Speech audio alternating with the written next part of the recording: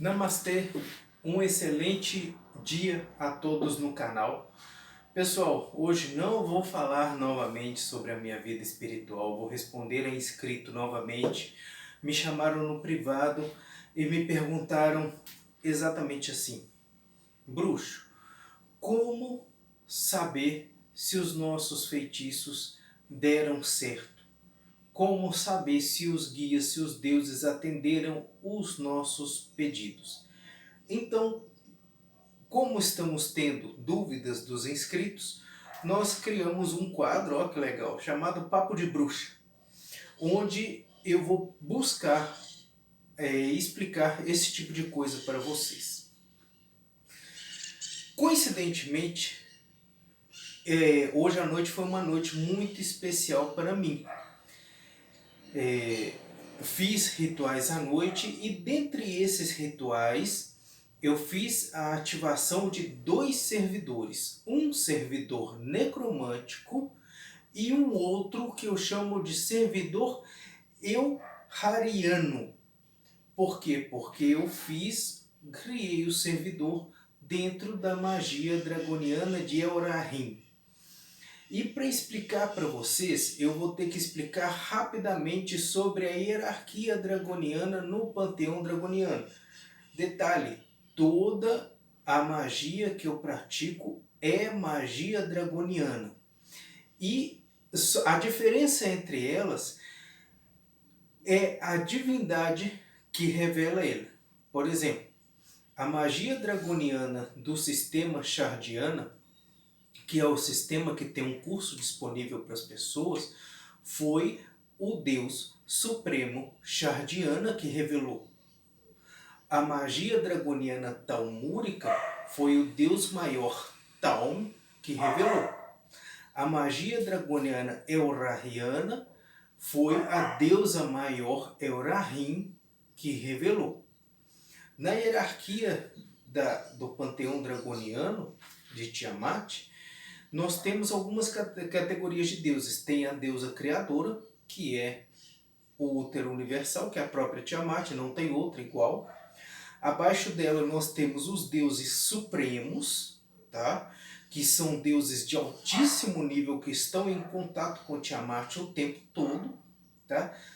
Dentre eles nós temos Shardiana, que é o supremo deus da cura.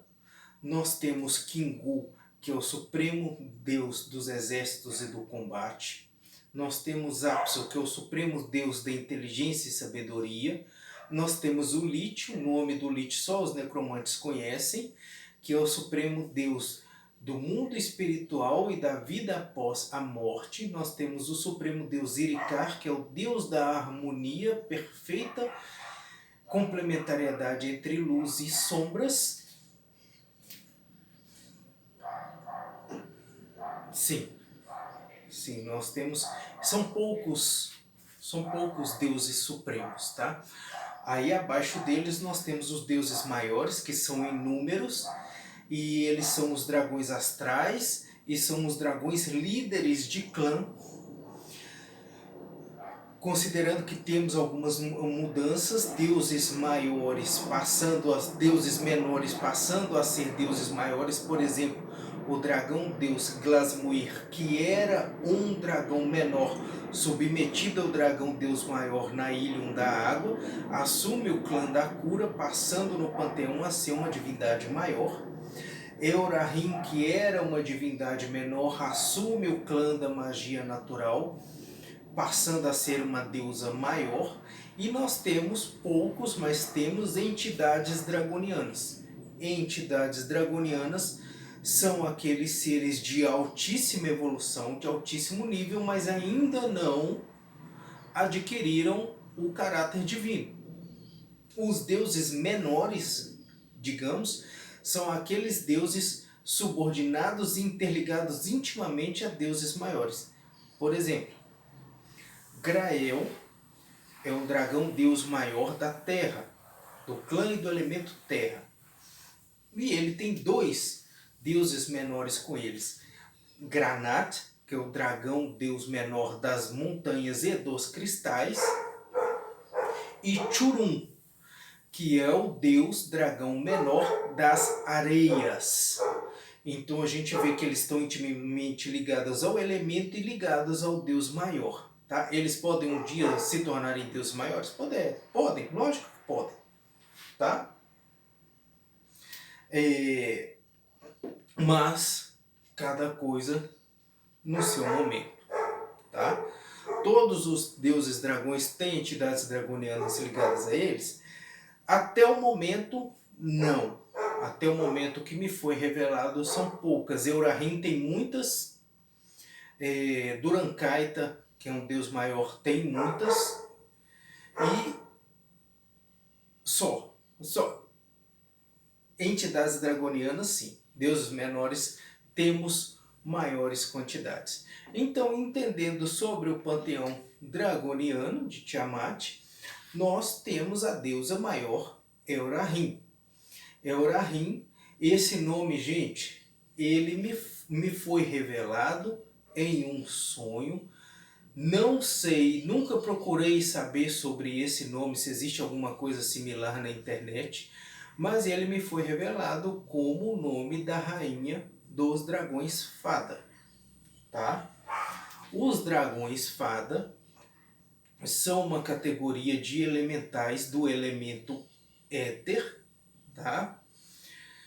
E eles possuem características únicas dentre os dragões. Eles possuem a morfologia dragoniana, ok? Com as características próprias das fadas.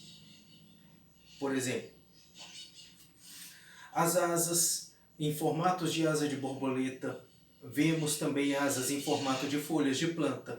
Eles geralmente se apresentam em tamanhos diminutos, que cabem numa mão, mas eles podem alterar a sua forma e tamanho da forma que quiserem. Eles podem alterar para a forma de um dragão padrão. Eles podem alterar a sua forma para uma forma humanoide, daí eu acredito das fadas humanoides. Eles podem se já em meditação eu já vi essa transformação acontecer na minha frente, apesar de que a fada que ele se transformou era uma fada do tamanho humano, mas tudo bem. Não era das pequenininhas, a pequenininha era o dragão fada. Eles podem se transformar em pedras, rochas, animais, qualquer coisa.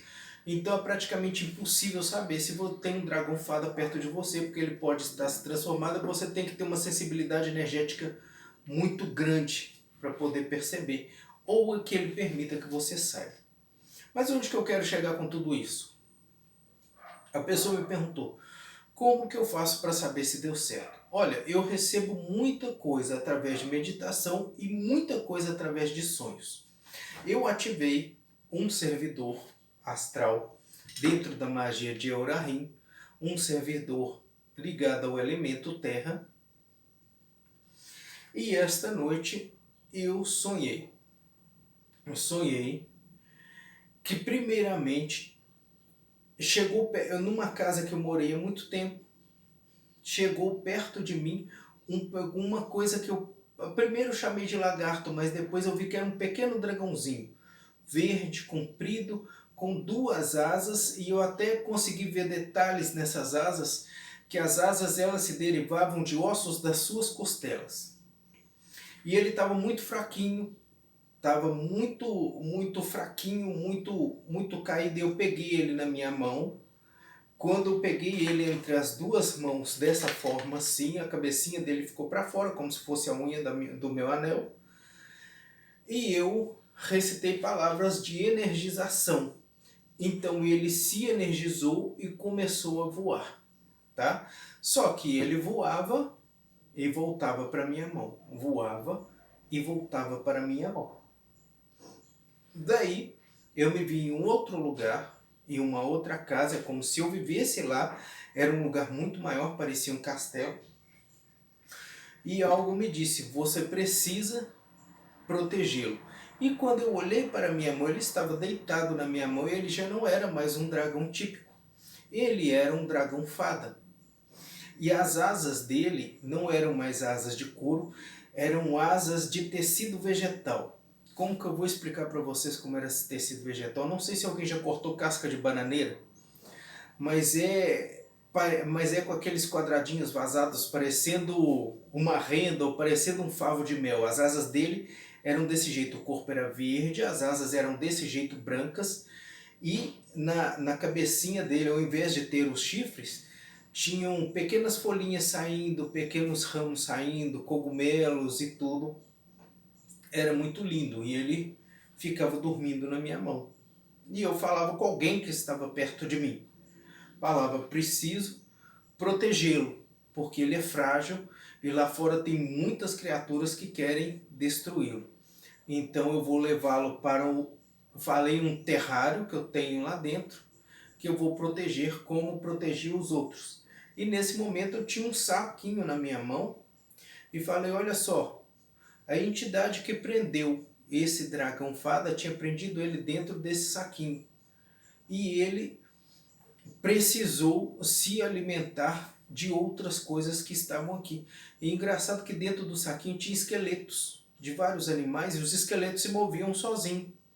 Aí eu falei, eu vou colocá-lo onde lá ele vai poder se restabelecer, se reenergizar e tudo em contato com a natureza. E esses esqueletos eu vou colocar em outro lugar para conservá-los também.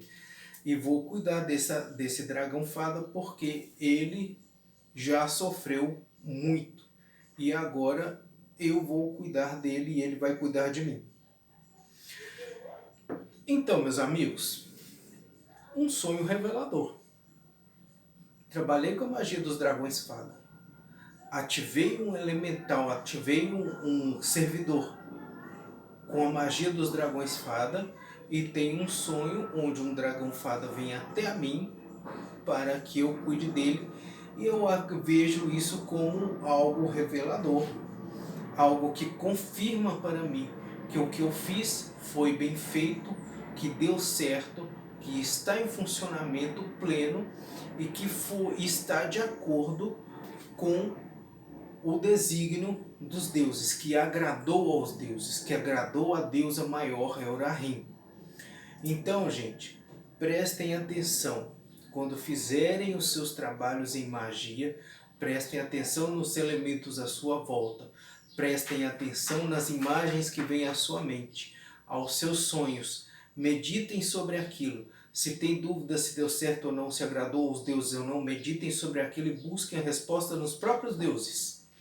Muitos deles mandam na sua consciência, na sua mente, na sua intuição, a positividade ou a negatividade. E os sonhos são o caminho que a maioria dos deuses escolhem para se comunicar, porque é um momento em que a alma pode se desprender do plano físico e fica muito mais direto o contato. Gostaram do conteúdo? Podem mandar suas dúvidas, vamos fazer mais papos de bruxa, eu gosto muito disso.